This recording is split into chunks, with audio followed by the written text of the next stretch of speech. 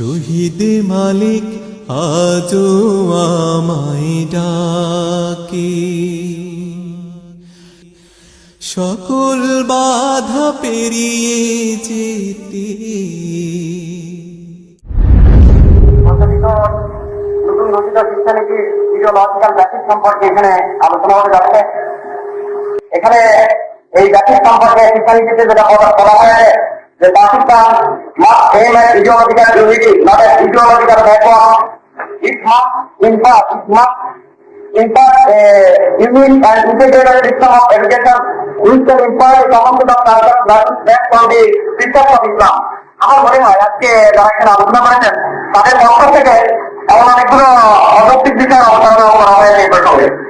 Common set of cultural values বলতে হয়তো কেউ বুঝেছে রং সেট অফ কালচারাল ভ্যালুস, কিন্তু তাদের মনে রাখা দরকার কমন সেট অফ ভ্যালুস মানে wrong set of cultural values নয়।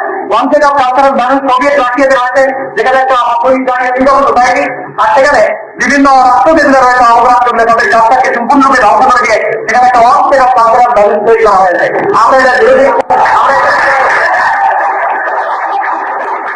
আমরা এখানে চাই common set of cultural values, না রং সেট অফ কালচারাল ভ্যালুস। এরপর পরবর্তী পর্যায়ে আমি আলোচনা করতে চাই যে আসলে শিক্ষার উদ্দেশ্য কি। আমি এখানে অন্য কোনো বিষয়ে না আলোচনা করে শুধুমাত্র মহাকবি লিঙ্কনের নিয়ে একটা কথা আলোচনা করতে চাই। লিঙ্কন বলেছিলেন development of body mind and soul. এই বডি মাইন্ড এন্ড সোলের হারমোনিয়াস ডেভেলপমেন্ট কোন ইডিওলজি বা কোন আদর্শ করা হতে পারে, এটা যারা ইডিওলজিক্যাল চিন্তা ভাবনা চান না তাদের কাছে আমার জিজ্ঞাসা।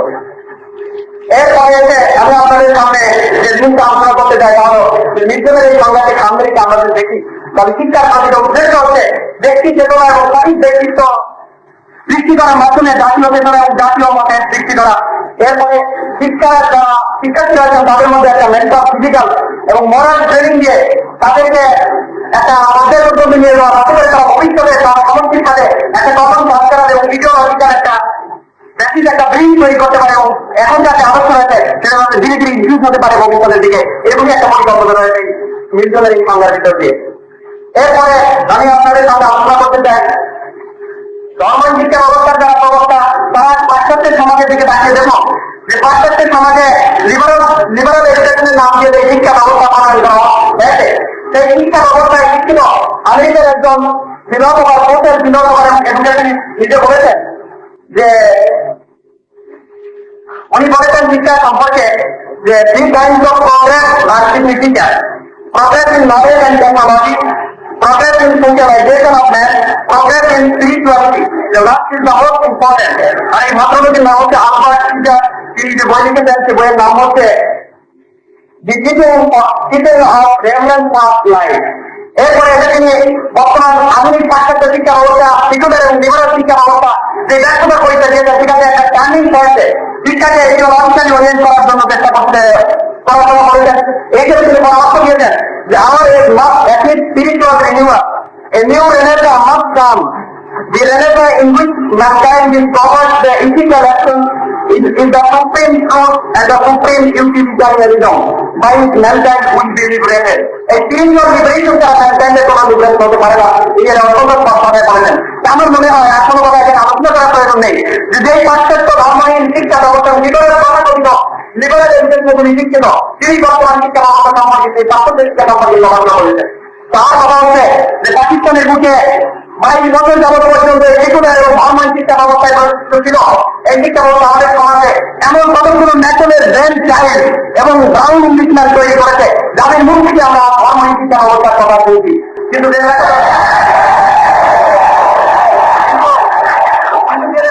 এই শিক্ষা ব্যবস্থা যখন প্রবর্তন করা হয় আজ থেকে 150 বছর আগে, তখন এই শিক্ষা মুসলমানদের মধ্যে তখন অ্যাসেসমেন্ট করতে দেওয়া হয়েছিল।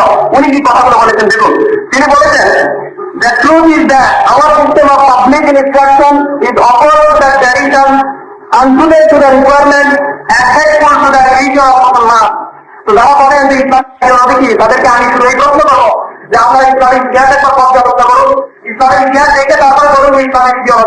এটা একটা বিরাট একটা পরিষ্কার লিখতে রয়েছে, এর মধ্যে কোনো পার্থক্য নেই।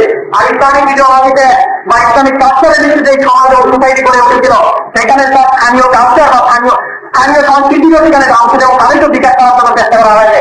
প্রত্যেক রাষ্ট্রের মধ্যে সেখানে অন্তত কাজ করা হয়, তখন সেটা কাজ করা হয়েছিল। আমার শেষ বক্তব্য হচ্ছে যে পাকিস্তান আমরা পেয়েছি যে জন্য সেই উদ্দেশ্যে হিসাবে 1938 সালে শেরেবাংলায় পাঁচটা কামড় ঘোষণা করেছিলেন যে আমরা পাকিস্তানের মধ্যে একটি ইসলামিক শিক্ষা ব্যবস্থা প্রবর্তন করতে চাই।